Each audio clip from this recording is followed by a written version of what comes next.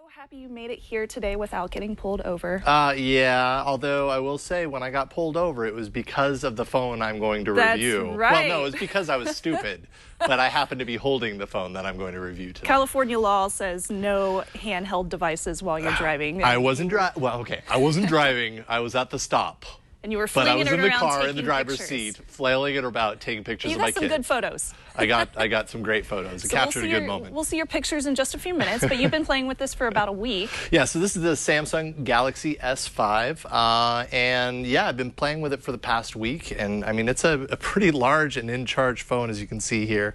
It's big. big. $199 on contract. You can get it for $599, no contract. And just to kind of go through some of the quick specs here, and oh, by the way, fingerprint scanner, right? There you go. 2500 millihertz quad-core Snapdragon 801, and I gotta say, this phone flies when you're using it. Games, whatever you happen to be doing with it, everything's super snappy and fluid. Has 2 gigs of RAM, a 5.1-inch full HD Super AMOLED screen with 431 pixels per inch. That's pretty. It has 16 gigs of storage built in. That gets trimmed down to about 10 gigs of usable storage, a little bit more than that when you're talking about, TouchWiz and software enhancements on the top of that. But they kind of make up for it because the micro SD card slot can hold up to 128 gigs of storage. So you can go nutso on storage on this thing if you want.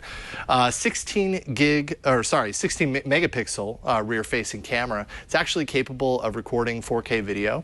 Oh, and cool. I have some samples we'll get to here in a second. 2.1 megapixel front-facing camera. Has a 2800 milliamp hour battery underneath here. Let me pull And you this can open. replace it just like their old ones. Yes, you can replace it. And the way that they did this, I think, and I'm sure this is the way it is on the S4, I can't remember by taking a look, but the battery is really long and slim. Now the phone is very large, but it's also very thin. I'm pretty happy with kind of the size that they were able to get on the design here. And that's, of course, a lot of times manufacturers will say, we don't want to put in a removable battery because it's going to bulk up the phone and everything. Right. Samsung really did a good job balancing that and just making a long, slim battery that still keeps the phone very slim and Now, thin. you're a pretty hardcore user, would you say? Oh, well, I try to be. I certainly try to be, yes. Does the phone last for you all day? That's definitely a big key bonus about this device. 2800 milliamp hour battery, and they have a lot of really great power management enhancements. Actually, when it gets down to 10%, it'll kick into this kind of like monochrome low usage mode that extends, they say, extends up to 24 hours longer. Wow. By just giving you calls and texts. Text messages, so kind of limiting your data stuff. So if you're out and about and you absolutely still need those things, you're going to get even more battery life. And my battery life with this went a few times just not plugging it in at night, and I mean it easily went almost 48 hours both times. So that's cool. And using it as I normally use a phone, so it wasn't like I was using it less at those times, so it was pretty great. Water resistant, it is IP67 water resistant. That's not waterproof, but that's, rain, short dunk in the water, not swimming in the lake necessarily. Oh, darn. And as a result, you do get this little cover here, right? So, which I'm not normally a fan of port covers, but obviously it's essential if you want to protect the device. I have to say, Samsung did a good job with the port cover. It's a kind of a silly kind of thing to mention, but so often when you have these port covers, they're the hardest thing in the world to pry open, and that's why they're so annoying. Yes, they Samsung really annoy me. did a great job of kind of giving you a nice little easy to grab onto notch so you can pull it right out. And then on top of that, the headphone jack is just a normal headphone jack. There is no cover on it. So. Wow. So good stuff there, and very awesome as far as protecting the phone. You also saw the back has this weird perforation that's going on. Yes, exactly. So this probably on video looks maybe a little bit more premium than I'd say it feels in the hand. Kind of has that note style. Right. It's not quite pleather. I mean, it's actually plastic, but it kind of looks like it might be pleather or leather. It's not really. It's I don't know. It's okay. I think this is up to your personal taste. For me, I don't know. I'm not a huge fan of it. To be honest, the design of the phone in general, you can see on the sides here, these little like notched fake chrome sidings all around the device. I can see how some people might think that makes it look premium. I feel like it makes it look kind of cheap. Yeah. Especially when you see it up close. I like matte black for a phone. Yeah, yeah, exactly. Or, you know, of course, with the HTC One M8, you know, it's more of a kind of a metallic approach, less of a plastic thing. And that's really true to Samsung's kind of design aesthetic. They really go the plastic route, which a lot of people love. It's just not my favorite thing in the world. But having said that, it's a pretty decently designed phone. Displays, obviously, it's beautiful. It's a large, rich 1080p display. I love just looking and using and interacting with this display. Very big, big thumbs up there. Performance, I already said, is super zippy. Boot up process actually is less than 10 seconds from turning it on to using it actively. So I was pretty impressed with that. And we might as well take a little bit of time and talk about the camera here. Yay! Oh, somehow I activated Google Now. Interesting.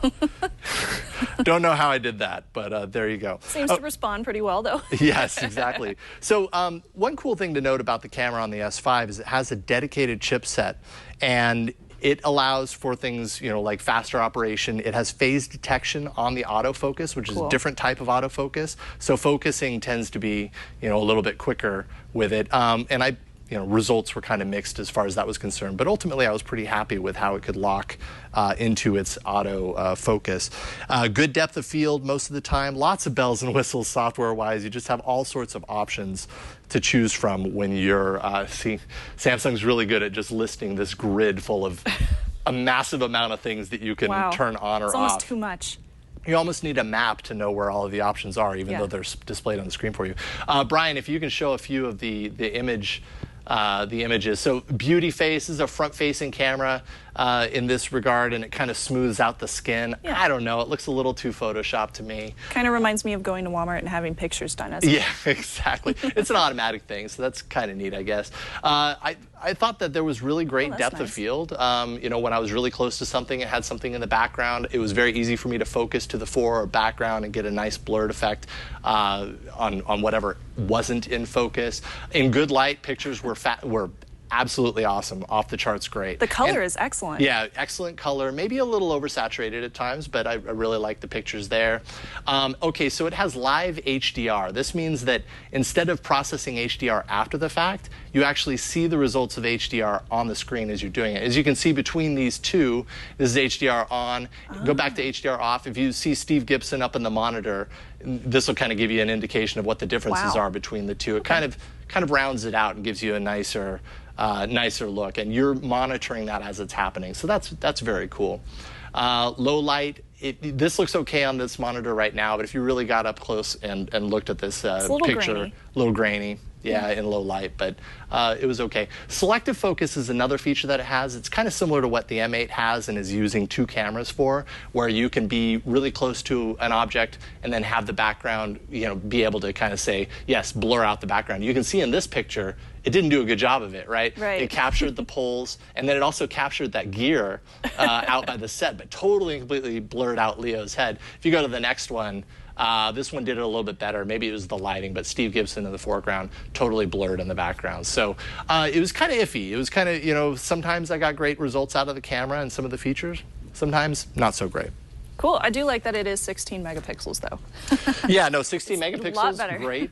This is another feature, actually. This is virtual tour. So I was doing this a little bit earlier, and you were giving me a strange look. You're actually at the end of this video. But essentially, it's kind of like a live panorama, so you can kind of give someone a virtual tour of a place. So you can actually walk around. Yeah, you walk around, and it's not video necessarily. It's all stitched together photos. Can you play it as a video? That's what I did here. I actually exported it as a video, and I could upload this to YouTube if I wanted.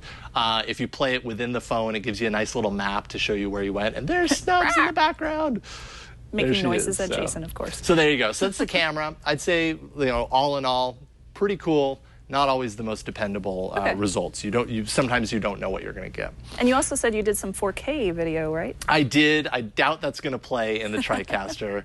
Yeah, it's looking a little choppy, stuttery. but it's 4K, and I gotta say, 4K eats up your space fast. Oh, yeah. So, I mean, you know, I think this was like a minute and it was almost 500 megs. So you gotta be okay with that too. Obviously, hopefully you know that going into it. That's cool. Real quick on the software, and then I'll give you my pros and cons here.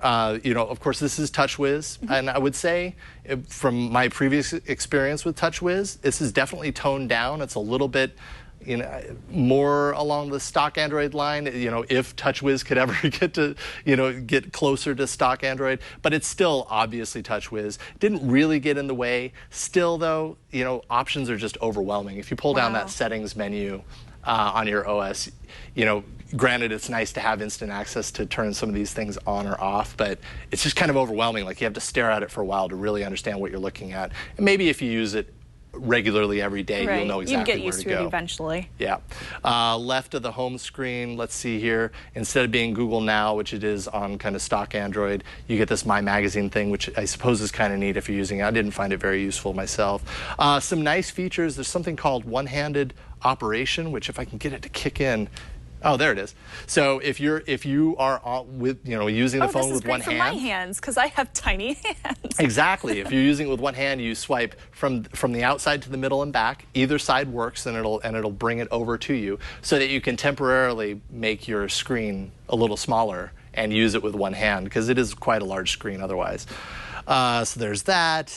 You know, they have a lot of features. Samsung's really good at spending a lot of time throwing all these features in there. Again, you have to ask yourself, are those features something that I'm going to use all the time? Yes. And some people, you know, really get into them. Other people, it ends up just kind of bulking up the space. That's why you have 10 gigs of usable storage on here instead of 16. So, so the features are neat, no doubt. Are you going to use them? That's a question you have to ask yourself. All right, so pros and cons. Pros and cons. I would definitely say the display. Battery, I was super impressed with battery and the power management.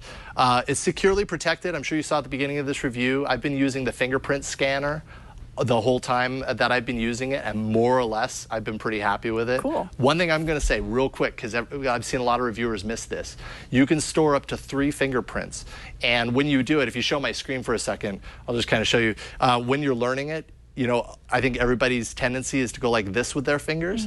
You want to store one of them like this with your thumb. That way, if you're ever one-handed, you don't need to pull your other hand over to hold the phone. So if you do that, it totally works. And a lot of people have complained about that with the fingerprint scanner. But anyways, it's securely protected, and then the performance is fantastic. As far as the cons, the design aesthetic, kind of the plasticky approach, you're either going to love it or you're going to hate it. Maybe you're going to put a case on it, and that'll help, you know, if you don't like the plastic approach. But keep that in mind. The camera, a little too inconsistent. But, you know, it has the capability of recording great pictures. And the software is still, it's toned down, but there's still a little bit of extra bloat there. Samsung did move some of their apps into their app store so that it isn't installed by default, and that's a great start. But there's still a lot to maneuver through there. But I'd say my verdict, I'd buy it. I think it's a fantastic phone if you know what you're getting yourself into. If you're not, like me, dead set, you know, into, you know, getting a vanilla or a Google Experience phone, and you want something that has a little bit more bells and whistles, the Galaxy S5. You can find out more about this fantastic offer by clicking the link in the description.